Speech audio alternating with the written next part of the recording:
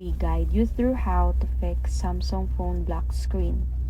So first, start by forcing a restart.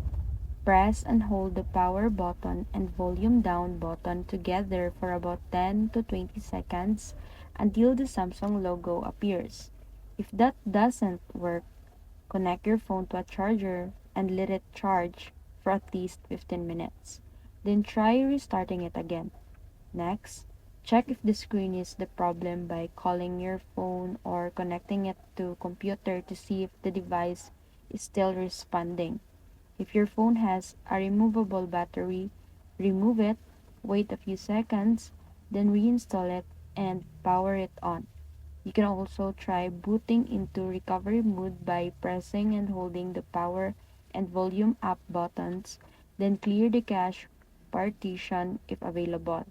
If the black screen started after installing an app or a software update, try safe mode to remove the issue causing app.